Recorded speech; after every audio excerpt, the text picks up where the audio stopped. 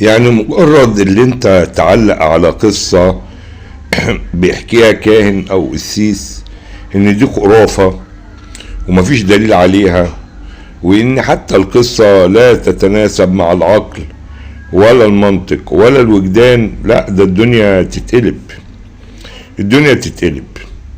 طب انا هسمعك البابا شنودة، بس كان في اول يعني عصره، يعني في اول عصره بيقول ايه عن القصص ديت. يهمنا جدا تحقيق التاريخ، وما يجيش واحد يقول انا قريت في الكتاب الفلاني، اقول له ايه يعني قريت في الكتاب الفلاني؟ جايز الكتاب الفلاني مش مظبوط. تقرا وتحقق وتدرس وتقرا مراجع اخرى وتشوف الراي والراي الاخر وتبحث.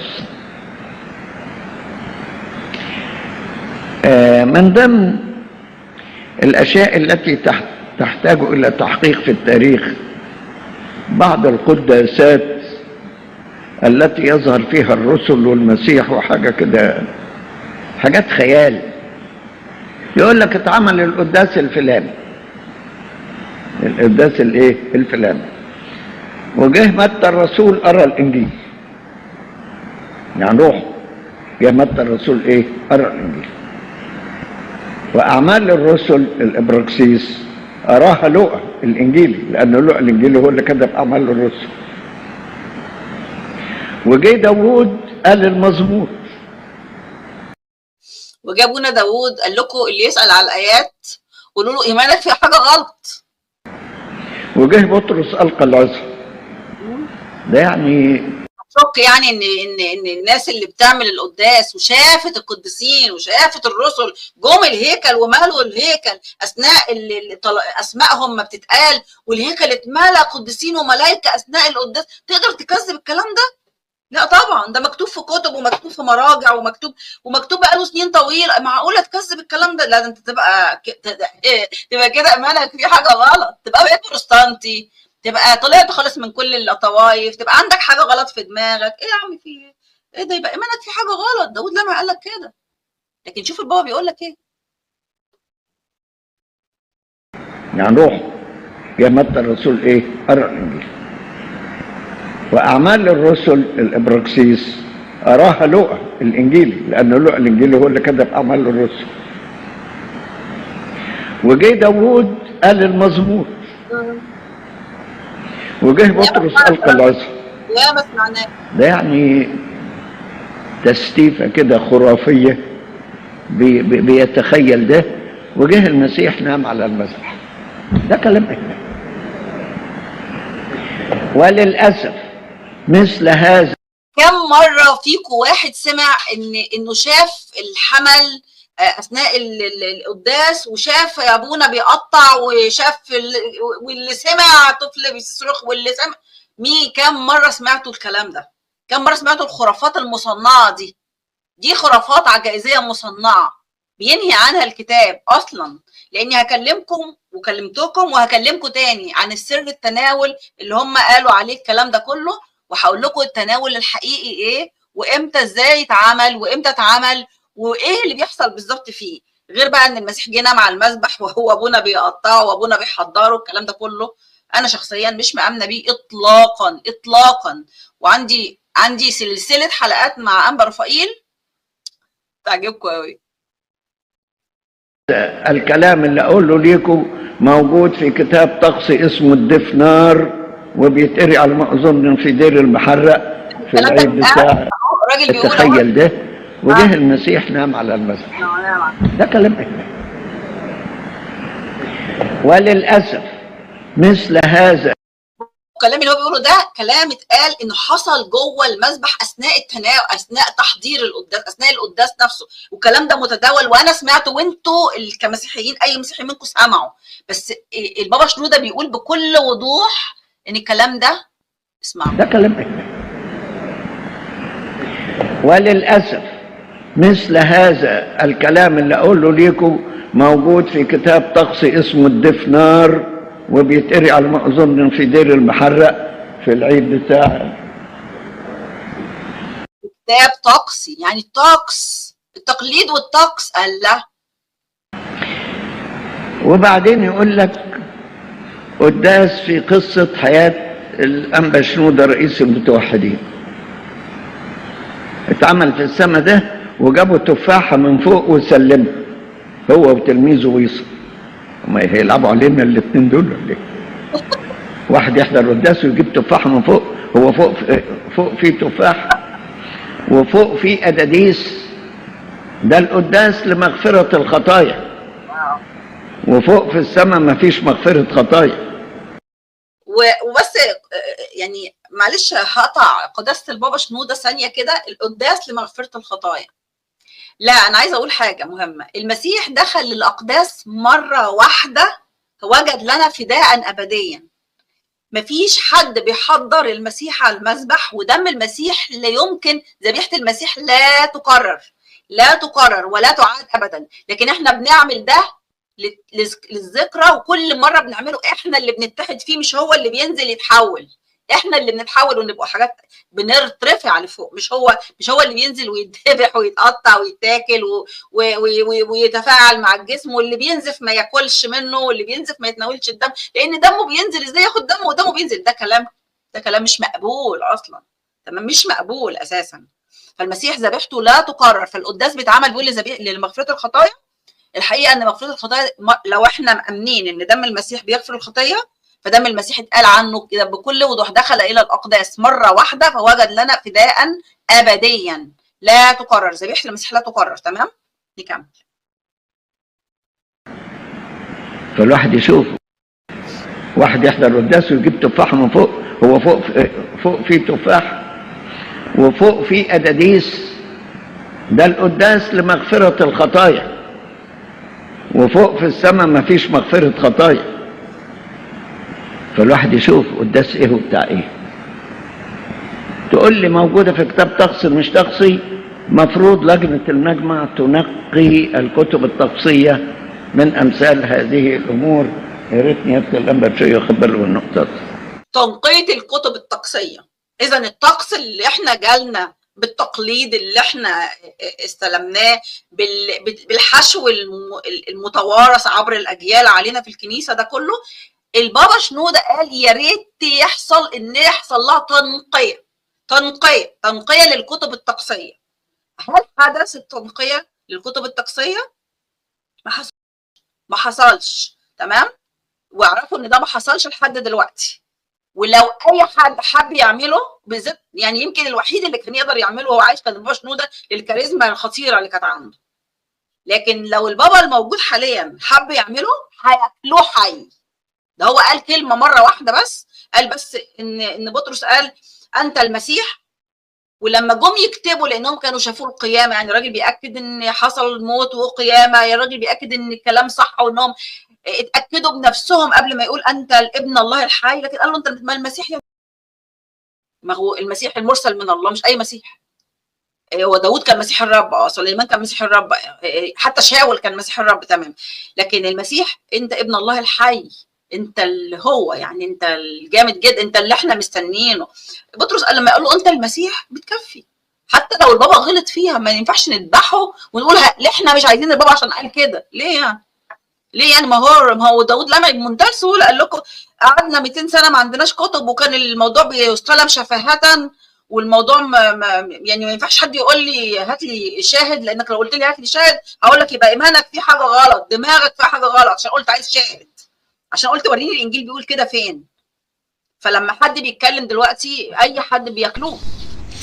يعني تخيل بابا شنودة نفسه بيستنكر هذه الحكوات اللي هي اصلا بتبقى سبيل للتجارة، سبيل للكذب، لكن هي بتلاقي ليها تأثير رهيب جدا على عوام الناس، لان هم بياخدوا الكلام من رجالات الدين في الكنيسة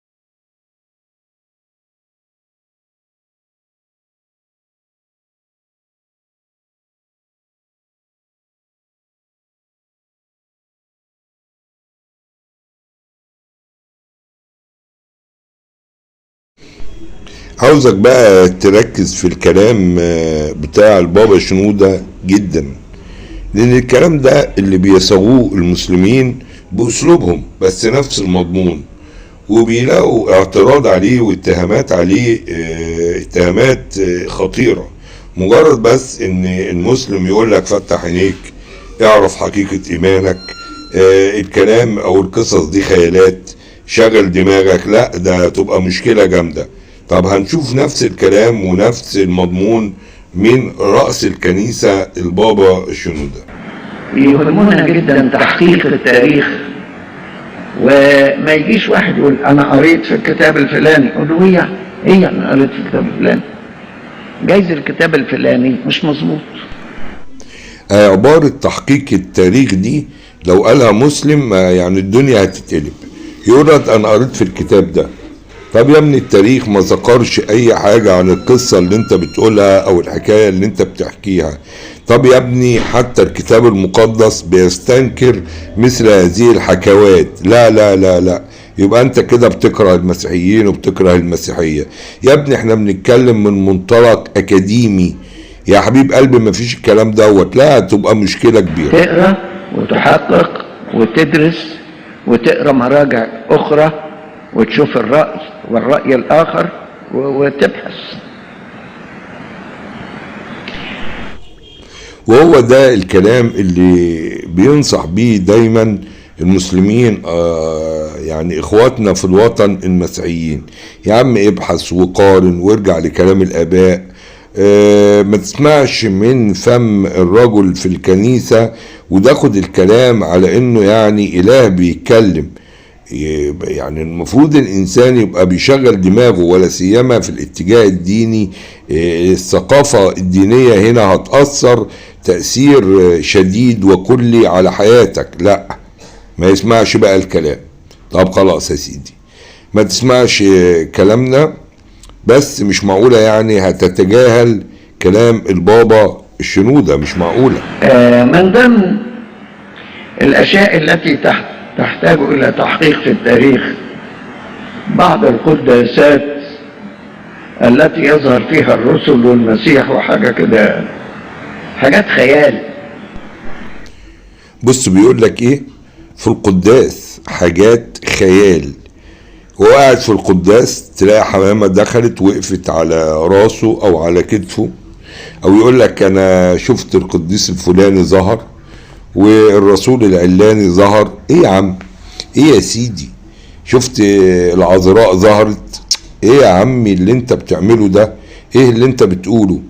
زي ما بيقول البابا شنودة حاجات خيال، خيالات المفروض تحتاج الى مراجعة. يقول لك اتعمل القداس الفلاني، القداس الايه الفلاني، وجه متى الرسول قرأ الانجيل، يعني روح جه متى الرسول ايه قرأ الانجيل، واعمال الرسل الابراكسيس اراها لوح الانجيل، لان لوح الانجيل هو اللي كتب اعمال الرسل.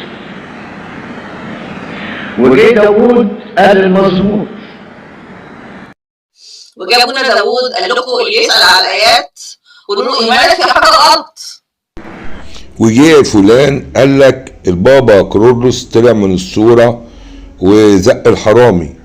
وجه علان قال لك العذراء ظهرت والواد بيقع من اخر دور ولقفته. وجه ترتان قال لك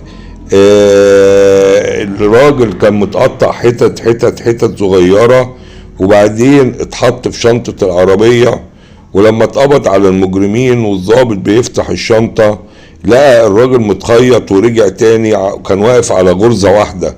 وحكايات حكايات حكايات يتلقاها الإنسان العادي المسيحي كأنها عقيدة وإيمان، بل تصبح هذه الحكايات.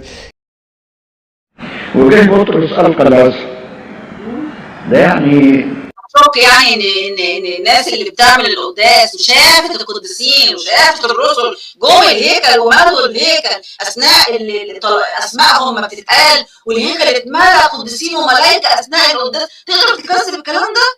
لا طبعا، ده مكتوب في كتب ومكتوب في مراجع ومكتوب بقاله سنين طويله. معقوله تكذب الكلام ده؟ ده انت تبقى تبقى كده ايمانك في حاجه غلط، تبقى بقيت بروتستانتي، تبقى طلعت خالص من كل الطوائف، تبقى عندك حاجه غلط في دماغك. ايه يا عم في ايه ده؟ يبقى ايمانك في حاجه غلط. داود لما قال لك كده. اذا المطلوب منك ان تصدق، ولا بد ان تصدق. يا حبيب قلبي اصدق ايه بس؟ لا، لازم تصدق، لان اللي بيتكلم في الكنيسة مش بشر، ده يسوع اللي بيتكلم. يقعد بقى يحكي اللي يحكيه، وكل واحد يحكي والمتلقي بيصدق، ولا بد ان يصدق، ويصبح الايمان كله، الايمان المسيحي كله، ايمان المعجزات وايمان الرؤى وايمان الحكوات الوهمية. طيب بحجة ايه؟ انه مكتوب في الكتب. طب انهي كتب؟ انت عارف المعجزات اللي بيحكوها ديت لو جزء منها صحيح، مفيش كتاب تاريخي بيحقق في هذه الحقبة الا يذكرها، لانه بيبقى حدث جلل، حدث رهيب. فلا، هو الكتب اللي عندهم يا حبيب قلبي. يعني انا دلوقتي لو جيت كتبت اي حاجة وحطيتها تحت المخدة، خلاص تبقى كده هي حقيقية؟ لا عليها شاهد ولا حد شافها. وانت عارف برضو العوام لما يجي يسمع حكاية زي ديت ويجي ينقلها، ما ينقلهاش كده بطريقة عادية، ده هو كمان يعني مش مكفيه الخيالات اللي اتقال، يعني الخيال اللي اتقال في القصة هو كمان بيزود من عنده، يحط التاتش بتاعه، ويبدأ يحكيها الإنسان تاني. الإنسان التاني يتلقفها ويبدأ كمان يزود عليها، عقبال ما توصل وتبقى ليها رواج. الحكاية يبقى فيها 100,000 خيال من خيال. وطبعا الحكاية لو أي إنسان عاقل عنده منطق عمره ما هيصدقها، لكن هي بتثبت بالتكرار. يثبت الخيال بالتكرار ياخد شكل الحقيقة. عارف كده، وضع يد عافية يعني. طيب انت بقى يعني تحققت من هذا، قرأته، تأكدت منه، مش مشكلة. المشكلة ان الحكاية تكرارها اداها الثبات واداها الرسوخ. وما تكلمنيش، ولو كلمتني يبقى انت جاهل ومش فاهم حاجة، يبقى انت عدو. يا حبيب قلبي ده انا بكلمك في حاجات يعني ينكرها اي منطق سليم واي فكر سليم. لا خلاص كده، هي الحكاية اتقالت خلاص، بقت هي الدين، والكتاب نفسه ما مش مشكلة. يعني تستيفة كده خرافية بيتخيل ده، وجه المسيح نام على المذبح. ده كلام احنا. طيب بعد ما يقول البابا شنودة انها تستيفة خيالية، انت محتاج ايه تاني عشان تبدأ بقى المراجعة والتحقيق والتثبت؟ محتاج ايه تاني؟ ده رأس الكنيسة اللي بيقولك عليها تستيفة خيالية. يعني في الحقيقة عبارة عن قصص كلها خيالية. المشكلة الرهيبة الرواج اللي بتلقاها هذه القصص عند البسطاء والعامة. كم مرة فيكم واحد سمع انه شاف الحمل اثناء القداس، وشاف ابونا بيقطع، وشاف واللي سمع طفل بيصرخ، واللي سمع كم مرة سمعتوا الكلام ده؟ كم مرة سمعتوا الخرافات المصنعة دي خرافات عجائزية مصنعة بينهي عنها الكتاب اصلا. وهنا انا بتكلم مع صديقي المسيحي ومش عاوز اجابة منه، انا عاوزه يجاوب بينه وبين نفسه. عمرك بجد شفت حاجة من دي؟ عمرك بجد شفت يسوع على المذبح او حمل على المذبح وبيتذبح وسمعت الصراخ؟ انت ولا الحوار كله ان واحد نقل وواحد نقل وواحد نقل وحكاوي القهاوي؟ انت تثبت من هذا؟ طب تصدق حتى لو حصل هذا في عصر العلم وفي عصر التكنولوجيا اللي احنا فيها، انا ما صدقش طبعا، لان ممكن اتصنع مثل هذه الاصوات ومثل هذه الاشياء بادوات كثيرة جدا. هو المسيطر هنا او الحكم هنا ايه موقف الكتاب المقدس من كل هذا؟ ما انت يتآمن بكل الحاجات ديت، يتآمن باللي جه في الكتاب المقدس. فلما تلاقي الكتاب المقدس بيستنكر كل هذا وبيرفض كل هذا، المفروض على طول بقى انت تفتح دماغك، صح ولا ايه؟ لاني هكلمكم وكلمتكم وهكلمكم تاني عن السر التناول اللي هم قالوا عليه الكلام ده كله، وهقول لكم التناول الحقيقي ايه، وامتى ازاي يتعمل، وامتى اتعمل، وايه اللي بيحصل بالظبط فيه. غير بقى ان المسيح جه نام على المذبح وهو ابونا بيقطعه وابونا بيحضره، الكلام ده كله انا شخصيا مش مآمنه بيه اطلاقا اطلاقا. وعندي سلسله حلقات مع انبا رفائيل تعجبكم قوي. وانا بقول لك يا صديقي المسيحي، انت حتى مش محتاجني ولا محتاج ايمان نبيل انها تحدثك عن الكلام ده، عن التناول واصل التناول والرمزية اللي فيه والعشاء الاخير. انت ممكن تروح دلوقتي تفتح الكتاب وتفهم. مفيش حاجة اسمها قطعت جسد المسيح وسمعته وهو بيصرخ وواحد يقول له بالراحة عليه ده وحيد ابوه. ايه يا عم التهريج اللي احنا فيه ده؟ ده تهريج. الكلام ده كله انت بس لو اهتميت شوية بكتابك هتعرف ان كل دي حكوات القصد منها بس انك تعمل اقبال على الكنيسة، عشان طبعا نبدأ نجني العشور والتبرعات والى يعني كل هذه الاشياء.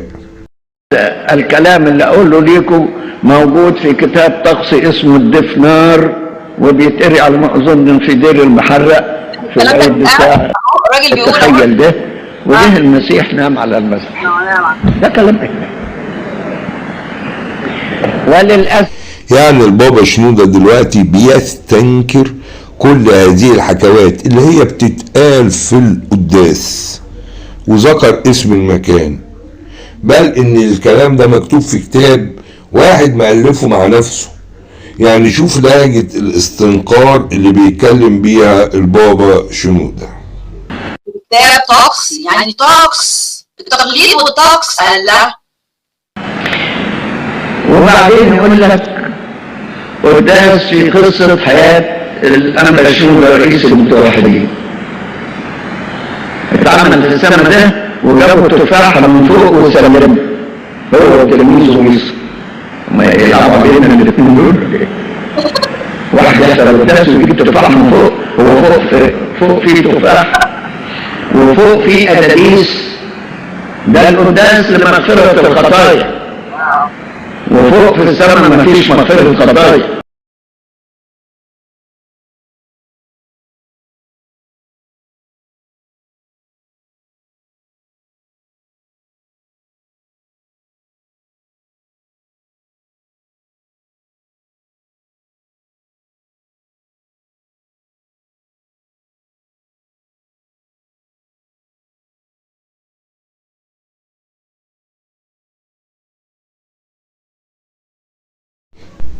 يعني في الحقيقة عبارة عن قصص كلها خيالية. المشكلة الرهيبة الرواج اللي بتلقاها هذه القصص عند البسطاء والعامة. كم مرة فيكم واحد سمع انه شاف الحمل اثناء القداس، وشاف ابونا بيقطع، وشاف واللي سمع طفل بيصرخ، واللي سمع كم مرة سمعتوا الكلام ده؟ كم مرة سمعتوا الخرافات المصنعة دي خرافات عجائزية مصنعة بينهي عنها الكتاب اصلا. وهنا انا بتكلم مع صديقي المسيحي ومش عاوز اجابة منه، انا عاوزه يجاوب بينه وبين نفسه. عمرك بجد شفت حاجة من دي؟ عمرك بجد شفت يسوع على المذبح او حمل على المذبح وبيتذبح وسمعت الصراخ؟ انت ولا الحوار كله ان واحد نقل وواحد نقل وواحد نقل وحكاوي القهاوي؟ انت تثبت من هذا؟ طب تصدق حتى لو حصل هذا في عصر العلم وفي عصر التكنولوجيا اللي احنا فيها؟ انا ما صدقش طبعا، لان ممكن اتصنع مثل هذه الاصوات ومثل هذه الاشياء بادوات كثيرة جدا. هو المسيطر هنا او الحكم هنا ايه موقف الكتاب المقدس من كل هذا؟ ما انت يتآمن بكل الحاجات ديت، يتآمن باللي جه في الكتاب المقدس. فلما تلاقي الكتاب المقدس بيستنكر كل هذا وبيرفض كل هذا، المفروض على طول بقى انت تفتح دماغك، صح ولا ايه؟ لاني هكلمكم وكلمتكم وهكلمكم تاني عن السر التناول اللي هم قالوا عليه الكلام ده كله، وهقول لكم التناول الحقيقي ايه، وامتى ازاي يتعمل، وامتى اتعمل، وايه اللي بيحصل بالظبط فيه. غير بقى ان المسيح جه نام على المذبح وهو ابونا بيقطعه وابونا بيحضره، الكلام ده كله انا شخصيا مش مآمنه بيه اطلاقا اطلاقا. وعندي سلسله حلقات مع انبا رفائيل تعجبكم قوي. وانا بقول لك يا صديقي المسيحي، انت حتى مش محتاجني ولا محتاج ايمان نبيل انها تحدثك عن الكلام ده، عن التناول واصل التناول والرمزية اللي فيه والعشاء الاخير. انت ممكن تروح دلوقتي تفتح الكتاب وتفهم. مفيش حاجة اسمها قطعت جسد المسيح وسمعته وهو بيصرخ وواحد يقول له بالراحة عليه ده وحيد ابوه. ايه يا عم التهريج اللي احنا فيه ده؟ ده تهريج.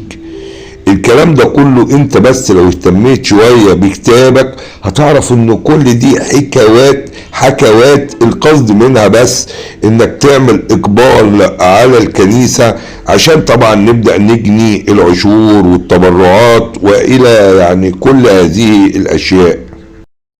الكلام اللي اقوله ليكم موجود في كتاب طقس اسمه الدفنار، وبيتقري على ما اظن في دير المحرق في العيد بتاع الراجل بيقول تخيل ده، وجه المسيح نام على المسبح.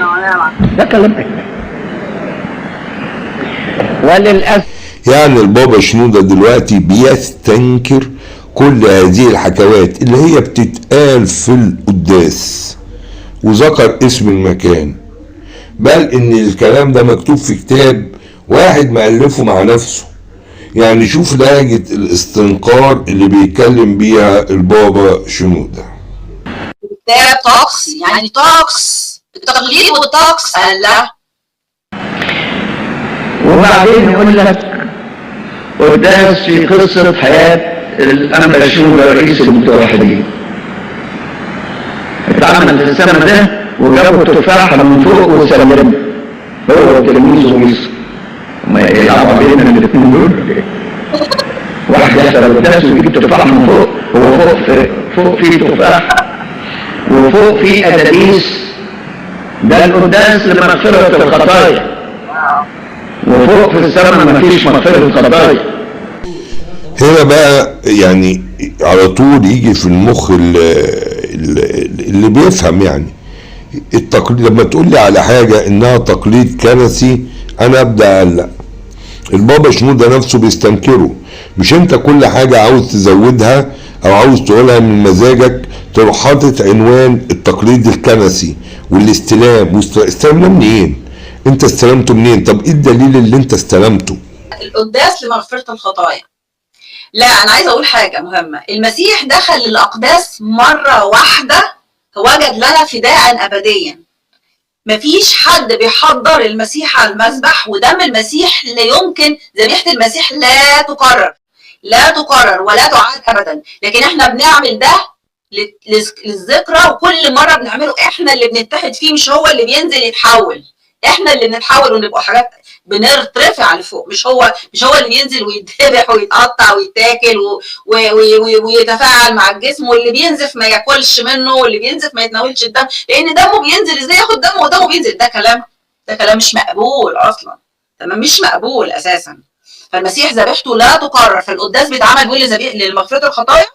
الحقيقه ان مغفرة الخطايا لو احنا مأمنين ان دم المسيح بيغفر الخطيه، فدم المسيح اتقال عنه كده بكل وضوح. دخل الى الاقداس مره واحده فوجد لنا فداء ابديا لا تكرر. ذبيحه المسيح لا تكرر. تمام؟ نكمل. طب والله انا شايف كلمه تحضير المسيح ديت كلمه اهانه والله. طب والله اهانه بجد. يعني انت تحضر المسيح؟ انت المسيح اله تحضره؟ ده انا ناهيك اللي انت تقول لي انت بتتناول جسمه فعليا وبتشرب دمه فعليا. يا جدعان مش مستحيل الانسان يفقد صوابه وعقله للحد اللي ممكن يصدق فيها كل هذا الكلام. يعني انا مش عارف انت بتفكر ازاي عشان تصدق الكلام دوت. واحد يقول لك انا بحضر الهك، ايه ده؟ واحد بيقول لك كل الهك، يا سلام، كل الهك. واحد يقول لك اشرب دم الهك. يا جدع شغل دماغك بقى. الواحد يشوف قداس ايه وبتاع ايه. تقول لي موجوده في الكتاب ترقصي مش ترقصي؟ مفروض لجنه المجمع تنقي الكتب الترقصيه من امثال هذه الامور. يا ريتني اخد النقطه. تنقية الكتب الطقسية. إذا الطقس اللي إحنا جالنا بالتقليد اللي إحنا استلمناه بالحشو المتوارث عبر الأجيال علينا في الكنيسة ده كله، البابا شنودة قال يا ريت يحصل لها تنقية للكتب الطقسية. هل حدث التنقية للكتب الطقسية؟ ما حصلش. وانا بقول لك مش هيحصل ليه؟ لان في ناس متربحة من مثل تلك الحكوات. هذه التنقية تحتاج الى جراءة وقوة ووقت وفهم ووعي وقراءة الكتاب المقدس. هم مش هيستغنوا عن مصادر التكسب بتاعتهم، لا ده محتاجة يعني قوة وتضافر ووعي رهيب جدا. ما حصلش، تمام؟ واعرفوا ان ده ما حصلش لحد دلوقتي. ولو اي حد حب يعمله بالذات، يعني يمكن الوحيد اللي كان يقدر يعمله هو عايش البابا شنودة للكاريزما الخطيره اللي كان عنده. لكن لو البابا الموجود حاليا حب يعمله هياكلوه حي. ده هو قال كلمه مره واحده بس، قال بس ان بطرس قال انت المسيح. ولما جم يكتبوا لانهم كانوا شافوا القيامه، الراجل بيأكد ان حصل الموت وقيامه، الراجل بيأكد ان الكلام صح، وانهم اتأكدوا بنفسهم قبل ما يقولوا انت ابن الله الحي. لكن ما المسيح ابن الله الحي، ما هو المسيح المرسل من الله، مش اي مسيح. وداوود كان مسيح الرب، سليمان كان مسيح الرب، حتى شاول كان مسيح الرب، تمام. لكن المسيح انت ابن الله الحي، انت اللي هو يعني انت الجامد جدا، انت اللي احنا مستنيينه. بطرس قال لما قلنا المسيح بتكفي، حتى لو البابا غلط فيها ما ينفعش نذبحه ونقول لا احنا مش عايزين نذبحه عشان كده. ليه؟ ما هو داوود قال بمنتهى السهوله، قال لكم قعدنا 200 سنه ما عندناش كتب وكان الموضوع بيشتغل شفاهه، والموضوع يعني ما ينفعش حد يقول لي هاتي الشاهد، لان انت لو قلت لي هاتي الشاهد هقول لك دماغك في حاجه غلط، دماغك في حاجه غلط، عشان اقول لك عايز شاهد، عشان قلت وليه الانجيل يقول كده فين. فلما حد بيتكلم دلوقتي اي حد بيعمله، واي حد هيتكلم في الاتجاه عشان نظبط هذه الخيالات وننقيها من الكتب، لا لازم يحارب، لازم هيحارب. لكن هنا دور المسيح العادي ان هو اللي يهتم بنفسه، هو اللي يراجع بنفسه، عشان هي حياته، عشان ما يتلقاش ايمانه والعقيدة بتاعته في اتجاه مغاير تماما لنص الكتاب المقدس.